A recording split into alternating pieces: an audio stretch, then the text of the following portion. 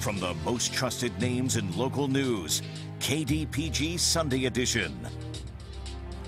Good morning and welcome to the KDPG Sunday Edition. I'm Stacy Smith. This past week, America paused to honor the last president of the United States to serve in World War II. George Herbert Walker Bush almost lost his life as a naval pilot after being shot down by the Japanese. But as he often wondered why he had been spared and other members of his crew had died, George Bush began a path that would lead to a long and successful career in American politics. He served this country in nearly every capacity. Businessman, congressman, U.S. ambassador to the United Nations, head of the Republican National Committee, special American envoy to the People's Republic of China, director of the Central Intelligence Agency, vice president, and president of the United States. The life of George H.W. Bush, or Bush 41, came to an end a little more than a week ago at the age of 94. In retirement, Americans who had begun to see him in a different light as America's statesman. This past week, a series of tributes, including a National Day of Mourning, could have marked the end of a special era for the United States and the Republican National Party. Jeff Glor looks back on a remarkable life. The service itself was a mix of the somber and the celebratory. Former Canadian Prime Minister Brian Mulroney remembered his good friend with an old poem. There are wooden ships. There are sailing ships.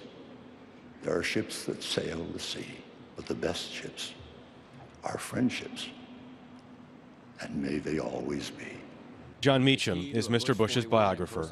George Herbert Walker Bush was America's last great soldier statesman, a 20th century founding father. In the long and honored history of America, there are names that shine like beacons in the night. Alan Simpson, the former Wyoming senator, praised Mr. Bush as a humble man. Those who travel the high road of humility in Washington, D.C. are not bothered by heavy traffic. And finally, George W., the son who earlier this year helped bury his mother, Barbara, said his goodbye. Last Friday, when I was told he had minutes to live, I called him. The guy answered the phone, said I think he can hear you, but he hadn't said anything for most of the day. I said, Dad, I love you and you've been a wonderful father. And the last words he would ever say on earth were, I love you too. A great and noble man. The best father a son or daughter could have. And in our grief, let us smile knowing that Dad is hugging Robin and holding Mom's hand again. The last full measure of devotion, he gave himself to serve the greater need. This morning, we are taking a look at President George H.W. Bush with a man whose own political career was significantly influenced by President Bush, former Pennsylvania Governor Tom Corbett. Governor Corbett also served as the United States Attorney for the Western District of Pennsylvania and as Pennsylvania Attorney General. David Tribman, the executive editor of the Pittsburgh Post-Gazette, is also with us for this morning's discussion. Governor, thank you so much for joining us again on the KDPG Sunday Edition. Thank you for having me. We don't want to dwell too much on your dealings with the former president, but how did you meet him the first time? Oh, the first time I met him was with Elsie Hillman. And as you know, Elsie would tell people that she was related, and she was by marriage or something. Right. But they had a great relationship for years beforehand. And Elsie had asked me to become involved in the election. And I became involved in 1988 in August, took a leave of absence from my office, and went and worked with Elsie and the Republicans across Pennsylvania, but primarily Western Pennsylvania. And so when he had an opportunity to come into Pennsylvania, that's when I first got the opportunity to meet him. Had subsequent meetings, particularly once I became U.S. Attorney. Well, when you met him, what was he? Was he like this person that we hear so much about? Absolutely. He was just like, if he was walking down the street, like everyday citizen, you know, he'd come up and say hello to you. It was the same way. There was no difference with George H.W. Bush, none at all. And you know the saying, I'd like to have a beer with him. I certainly would have loved to have had a beer with him. Or as we found out, maybe some Grey Goose. or some Grey Goose. And especially to go back because he is part of the greatest generation.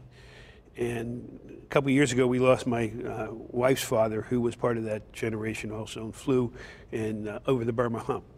And I never talked to him, and I would really like to have talked to him, but particularly George W., about that war, how they got into it. Think about it. He was in high school when we went to war. He gets out of high school, and he goes right into the service, goes right in and becomes a pilot. And he's flying over Japan, trying to sink enemy ships. The other thing I noticed in the speeches that were conducted the other day, particularly by President Bush 43, he never referred to the Japanese. He referred to them as the enemy. And I think a lot of that has to do with political. We're past that stage. They were the enemy, and he dealt with it that way. Now, you're also in your relationship with the former president, George H.W. Bush. How did it come about that you would become the U.S. Attorney for Western District of Pennsylvania? Well, that's a long story. But it came about after the election. We were not supposed to win Pennsylvania. I still remember election night when we won Pennsylvania. And it was after midnight, and President-elect Bush called into the campaign. We were at the top of the William Penn, and we talked to him by phone, and the entire audience was there, and he was talking to Elsie and thanking her for the work that we did. Last time, that was the last time we won before Pennsylvania went Republican this year. Not easy for Republicans to win Pennsylvania with 1 million plus voters difference. So as time went on, they were going through transition. Elsie said, "Are you interested in doing anything?" And I said, "Yes, I'd like to be the U.S. Attorney." I had been an assistant U.S. Attorney for almost 4 years, and I couldn't think of a better thing to do. And so she worked very hard on that. And some other people were vying for it at the same time. And in fact, somebody else's name, we won't refer to who it was, Senator Hines was going to submit that name. And I mentioned to Elsie, I thought it was going to be me. She didn't know. She made a phone call to Senator Hines.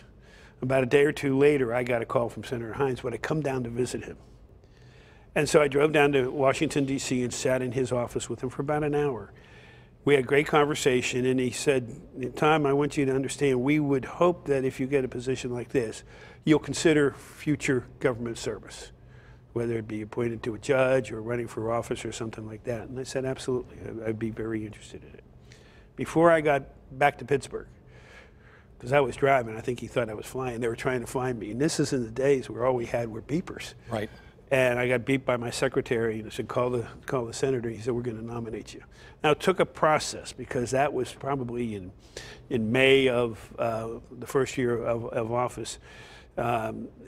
Things, as you can see today, still don't move very fast in the Senate. And he's eventually confirmed in March, but was appointed by Governor Thornburgh, who was an attorney general, with an attorney general appointment by him to be the U.S. Attorney for Western Pennsylvania. And very briefly here, if you can, you're wearing presidential cufflinks. Absolutely. I thought they were appropriate for today. And they were given to you? Frankly, I won't lie, I can't remember how I got these. You can buy them and stuff, but I know they were given to me, and they probably were given to me by Elsie. And they're George H. Walker Bush. Wow. A nice memento to have. Oh, yeah. They're engraved on the back with his signature. You had your relationship with President Bush. David, you're usually one here to ask questions, but I have to ask you, because you also had a relationship with President Bush. Well, you couldn't have been a national political reporter in the end of the 20th century and not have a relationship with George Herbert Walker Bush. He was everywhere. He took jobs nobody wanted. To head the Republican National Committee during Watergate, nobody wanted that job. Bob Dole also had it. He ran for president twice. Well, ran for president 3 times. He was on 2 national tickets before he became president. You had to run into him somewhere if you were doing this kind of work. You had some what we'll call off-the-record time with the president as well. George H. Walker Bush, what was he like? Well, he was like, as Governor Corbett said, he was like, you see, he was a patrician without pretense. In Kennebunkport once, I was the pool reporter, and we went for a jog. Fortunately, he wasn't a great jogger, so it was a great time to be able to talk to him a little bit. When that jog ended, my daughter Elizabeth was a year and a half old, and my wife was there with Elizabeth, and the president said, "Who's that?" And I explained, and he asked to hold the baby, and he did, and someone took a picture, and not long later we got in the mail a picture that said, "Dear Elizabeth, you are very beautiful, George Bush." Wow, what a treasured memento that is. We have another story involving Elizabeth and the Bushes, if you don't mind. Oh, absolutely. That same, well, maybe it was the next summer in Kennebunkport, the Bushes had a cookout for the press, and the president was flipping hamburgers and, playing with hot dogs there, and Mrs. Bush held Elizabeth, and we took a picture. You two guys are old enough to remember that you used film in those days, yes. And that last picture almost never came out. So we kind of doubled back, got some more film, had a hamburger, put the new film in, and went back to try to take that picture again. We offered Elizabeth to Mrs. Bush, and she said, "I already held that baby." Oh, my. You were also invited, one of the few working journalists, if the only one, to attend the funeral service in Washington, D.C. at the National Cathedral. From us watching it on television, it was quite moving. It was quite moving, and it's a little bit incongruous to say it was a great funeral, but that was one great funeral, and everybody was there. I mean, all of the Bush retainers and Bush cabinet members, the entire Supreme Court was there. You could talk to anybody. We were there pretty much as captives for about 3 hours before it started. And so you had a chance to talk to senators, members of the Supreme Court, had a nice long conversation with Prime Minister Mulroney. I'm a dual citizen of right. So we had a nice conversation. It was really a lovely, lovely event, and it really reflected all of George Bush's impulses.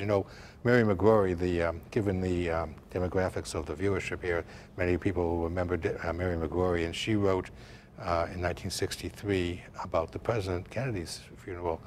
Of President Kennedy's funeral, it can be said he would have loved it. And she said it had the right mix of princes and children and all this kind of thing. I think of George Bush's funeral, he would have loved it. He had a lot of planning involved in it as well, too. Well, that planning began the day after he left office. I was in Kennebunkport last summer, and they were still doing the arrangements. They knew the end was near. I got the invitation for the funeral about 3 months before he died. You don't usually get a save the date like that. No, you usually don't, but you don't know what the date is going to Correct, be. yeah. There has been a lot said about President Bush and the way politics used to be, and when we come back, we'll talk a little bit about that and whether it can ever come back again.